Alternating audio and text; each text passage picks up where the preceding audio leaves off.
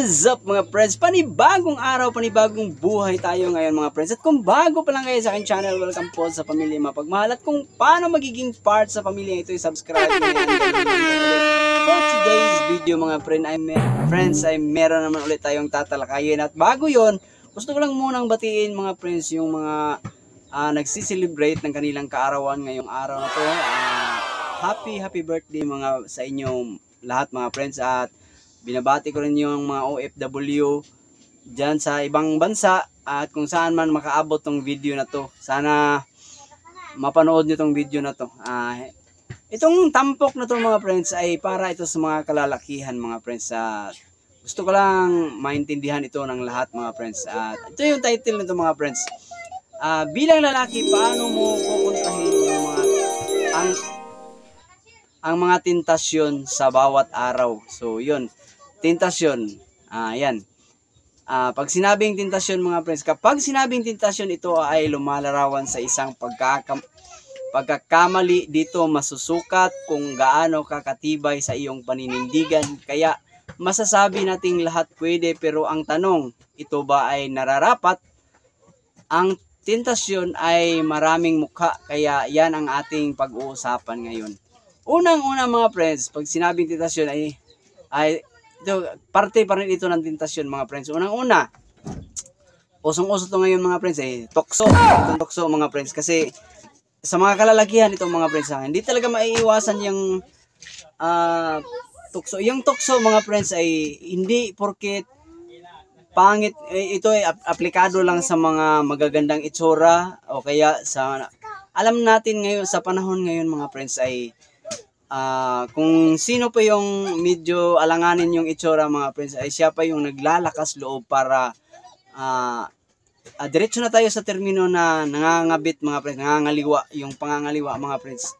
May asawang tao tapos naghanap pa ng iba. So ibig sabihin hindi kontento sa kanyang kapareha, sa kanyang kapartner o kaya naman sa kanyang asawa, hindi kontento sa isang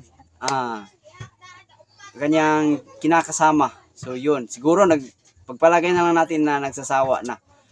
Pero ganun pa man, hindi rason yun para magloko ka sa iyong partner mga friends. Lalo na kasal kayo sa simbahan mga friends. Hindi pwede yun. Ang tukso mga friends, depende na sa iyo yun kung paano mo iwasan. Lalo na sa panahon ngayon mga friends, ay yung nag-iba na kasi yung pananamit ng mga kababaihan mga friends. Bali, unang-una, lalo na ngayon, kung paglabas mo pa lang, kahit sa inyo, kahit saan naman siguro, paglabas mo pa lang, may bibilin ka sa tindahan, makakita ka ng iba't ibang klaseng babae mga friends. Sa pananamit pa lang, dati spaghetti yun, may spaghetti, ngayon may crop top na, may anong tawag pa dyan, off shoulder, naka off shoulder pa. Tapos meron namang minsan may nakikita naman, kahit ako nakaka-encounter din ako na bagong gising yung, alam niyo, lumalabas na hindi nagbihis, alam niyo yung naka white t-shirt lang tapos bakat na bakat yung katawan niya mga friends. So yun, hindi talaga maiiwasan na mag-isip ka ng masama. Ay, anong tawag dito? Kumbaga, may nagsabi sa akin ang masama, alam na natin yung masama yun. Dapat alam mo kung paano kontrahin yung sarili mo mga friends. Alam mo kung paano kontrolin, yung may disiplina ka sa iyong sarili. Kung nakakakita, hindi man maiwasan na makakakita ka ng ganun. Lalo usong-usong ngayon yung mga maiksi na shirts mga friends. Sa unang tingin, tapos pangalawang tingin parang ano na may pagnanasa na So lalo na kung totoong lalaki ka talaga, kung straight ka, pero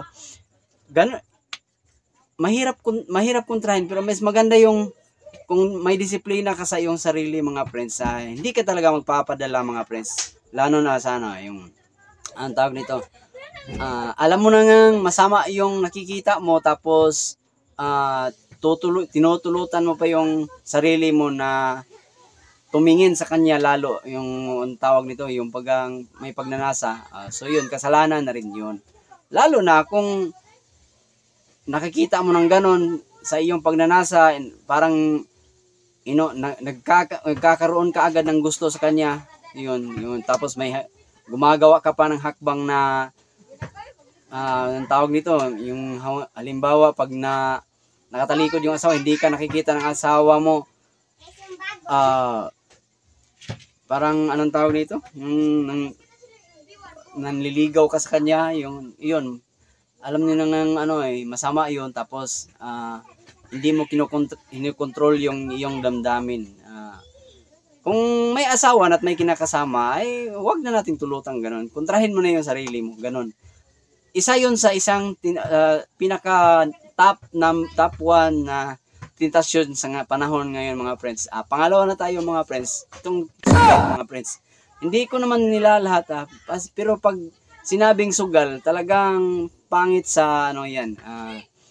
Lalo na sa mga ama dyan na hindi natustusan ng husto yung kanilang pamilya, kulang yung sahod niya na ipantustos sa kanyang pamilya, tapos nagsusugal pa. Yun. Magiging, kumbaga, nahulog ka sa tentasyon noon, yan, mga friends. Tapos, may minsan may nagsabi, narinig ko lang sa kapitbahay namin, may nagsabi na professional daw siya. Kaya paano mo masasabi na professional ka kung alam mo sa sarili mo na kulang yung kinikita mo, tapos nag-aalaga ka ng yung maraming manok. Paano mo masasabi yan, di ba? May alagang maraming manok. Alam naman natin yung pag-aalaga ng manok, mga friends, ay kahit sabihin mong hindi ka nagsusugal, yung pumupunta sa iyo, parang na yan ang tawag dito, level 1 na yan level 1 na yan. Yung ganun. Alam mo nang kulang, kapos yung pangangailangan mo, hindi mo tustusan ng tama yung anak mo, tapos nag-aalaga ka pa ng manok. Marami, lalo na't marami. So, yun. Kasalanan na yun yan. So, yun, hindi ko naman nilalahatan. Hindi masama, hindi masama sa tingin ng iba pag wala naman sigurong, tawag nito, walang problema sa pagsusugal siguro. Hindi magkakaroon ng problema sa inyong mag-asawa kung natustusan mo yung pangangailangan ng iyong mga anak, iyong asawa, sa iyong pamilya. Walang problema, walang conflict yun. Kung sapat yung kinikita mo, may negosyo ka, may marami kang negosyo, tapos halimbawa libangan mo lang yung pagsusugal, sabihin mo na nating mali, ayos na sa kanila yun, walang problema yun. Hanggat ang sama lang doon kung natatalo ka, napapadalas na yung talo mo, tapos pag-uwi mo sa iyong bahay, hindi na rin maganda relasyon yan kumbaga, yung pakikitungo mo doon sa mga anak mo, kahit doon sa yung iba niyan, pag natalo sa sugal, hindi pa didiretsong uwi yan sa bahay.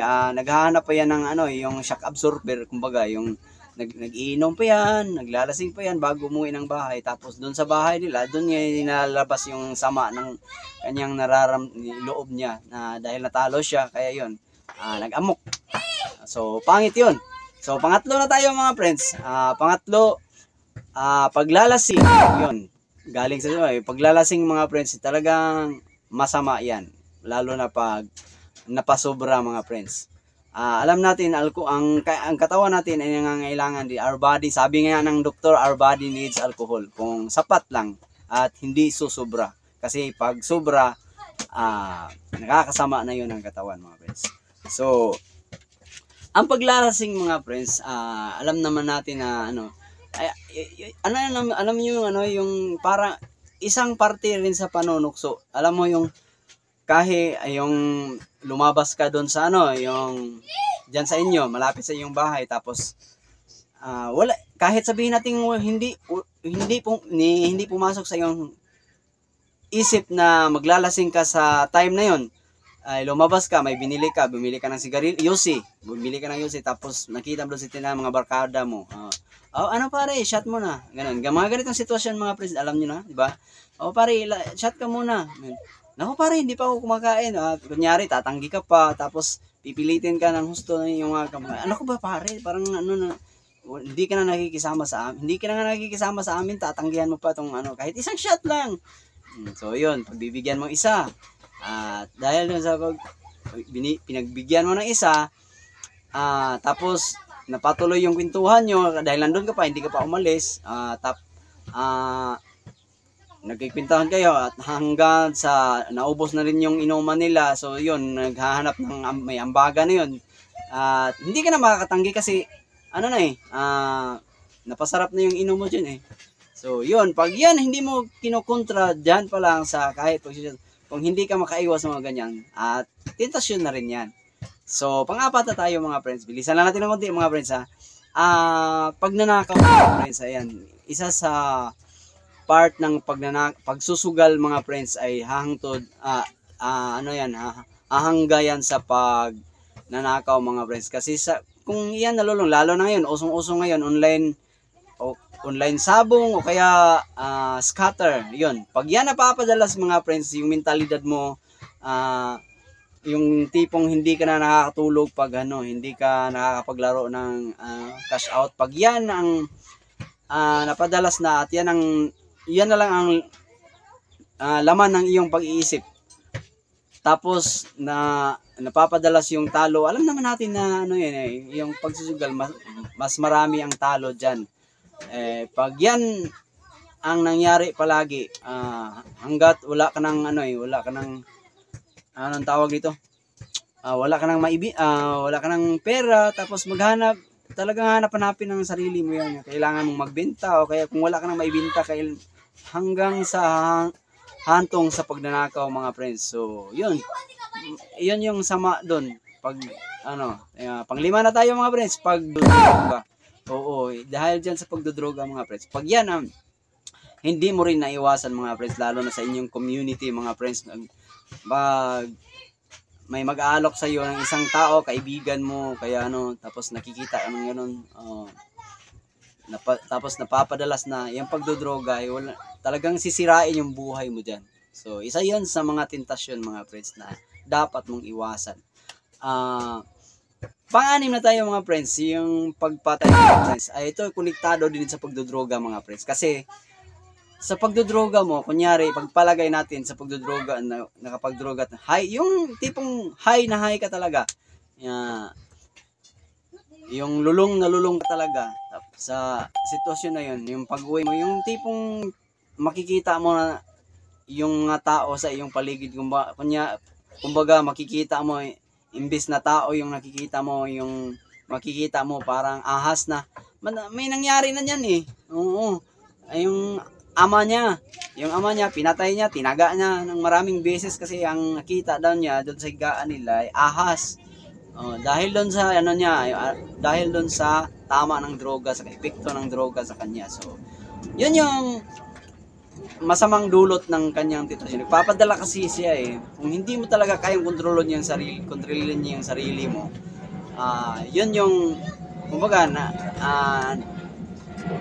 nagpapadaig ka sa tentasyon mga friends. So, yan lang yung ating tampok mga friends. Sana may natutunan kayo sa ating tinalakay at pinag-usapan ngayon mga friends. At if you like this video, just give this video a thumbs up.